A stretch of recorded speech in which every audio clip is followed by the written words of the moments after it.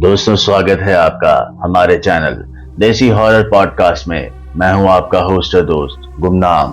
तो बिना देरी किए शुरू करते हैं आज का डर का सफर। छलावा। क्या होता है छलावा? दोस्तों, आपने कभी सुना तो होगा छलावे के बारे में, और बहुत से लोगों को तो पता भी नहीं होगा कि छलावा क्या होता है। दोस्तों, छलावा शैतानी दुनिया का सबसे शक्तिशाली प्रेत होता है। इसका कारण है कि यदि आपका पाला किसी भूत प्रेत से हो तो वे आपको परेशान कर सकते हैं, पर अगर आपका पाला किसी छलावे से हुआ तो जान बचाना बहुत मुश्किल है। दोस्तों, छलावा को शैतानी दुनिया का सबसे शक्तिशाली प्रेत इसलिए कहा जाता है क्योंकि छलावा रूप बदलने की शक्ति रखता है। वह किसी का भी रूप ले सकता है अपने शिकार के लिए, और जब कोई छलावे की चपेट में आ जाता है तो छलावा उसको मारकर उसका रूप ले लेता है अपने अगले शिकार के लिए। यकीन नहीं आता ना? यकीन तो उन तीन दोस्तों को भी नहीं हुआ था जब तक उनका सामना हुआ, और फिर जो हुआ वह जानने के लिए इस वीडियो को अंत तक देखें। दोस्तों, ये कहानी उन तीन दोस्तों की है जो बारिश में हिल स्टेशन पर घूमने जाने का प्लान बना रहे थे। यार महेश, हर्ष, बारिश का मौसम है, चलो ना हिल पॉइंट चलते हैं, मयंक ने कहा। महेश, हर्ष और मयंक की दोस्ती को करीब 8 साल हो गए थे, और दोस्ती भी इतनी गहरी थी कि तीनों साथ ही होते थे कहीं भी जाएं। बारिश का मौसम था तो इन तीनों ने हिल स्टेशन घूमने जाने का प्लान बनाया, पर यह प्लान उनके लिए एक खौफनाक ट्रिप होने वाला था। तीनों मयंक की गाड़ी लेकर निकल गए एक एंजॉयबल सफर पर। हिल स्टेशन पर सुबह का वक्त का नजारा देखने लायक होता है, इसलिए वे तीनों देर रात करीब 11 बजे निकल गए। उनके घर से हिल स्टेशन पहुंचने का रास्ता करीब 4 घंटे का था। तीनों अपनी मस्ती में जा रहे थे। इतने में उनको एक शॉर्टकट रास्ता नजर आया जो उनके सफर को कम कर सकता था, और वह उस रास्ते पर जाने की सोच रहे थे। तभी मयंक की नजर रास्ते के किनारे एक बोर्ड पर पड़ी जो कि वहां की अथॉरिटीज द्वारा लगाया गया था, जिस पर लिखा हुआ था यह रास्ता भूतहा है और सूर्यास्त से सूर्योदय के लिए इस पे जाना वर्जित है। यदि कोई व्यक्ति जाता है तो स्वयं जिम्मेदार होगा अपने जीवन के लिए।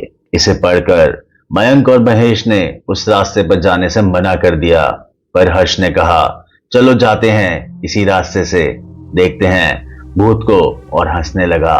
और उसकी बात सुनकर मयंक ने भी कहा चलो चलते हैं, हमें कौन सा गाड़ी रोक के जाना है, हम गाड़ी से दूसरी ओर हाईवे निकल जाएंगे। और तीनों उस रास्ते निकल गए उस चेतावनी को नजरअंदाज करके।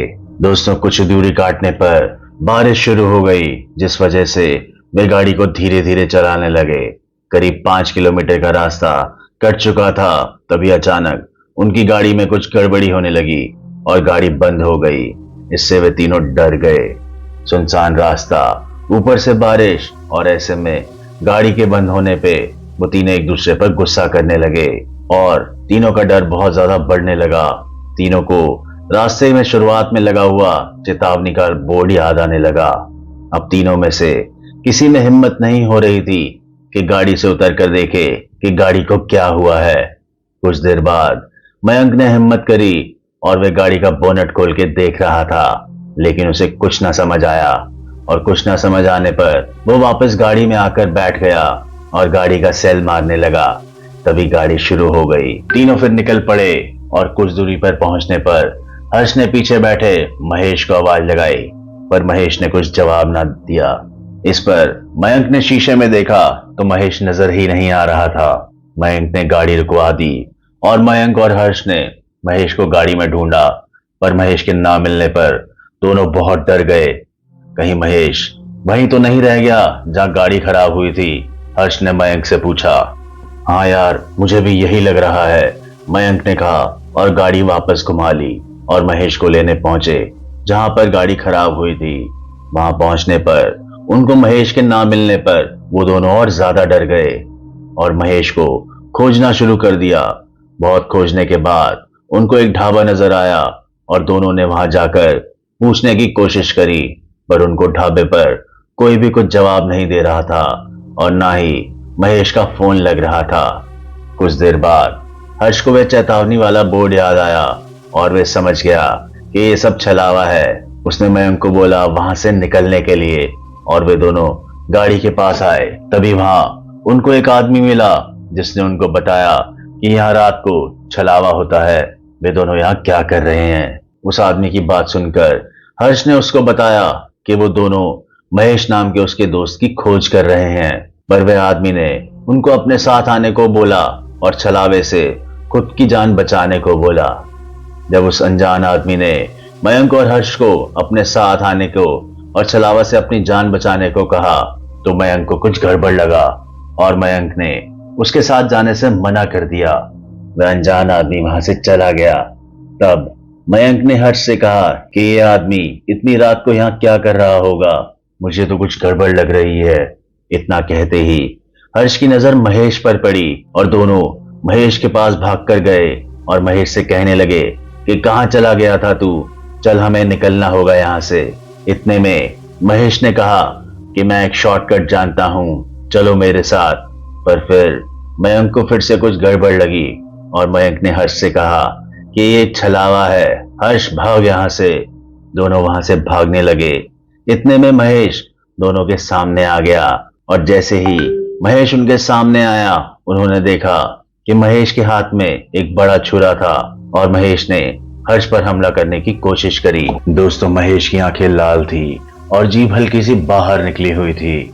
हर्ष किसी तरह महेश के वार से बच गया और हर्ष और मयंक भागकर ढाबे में छुप गए।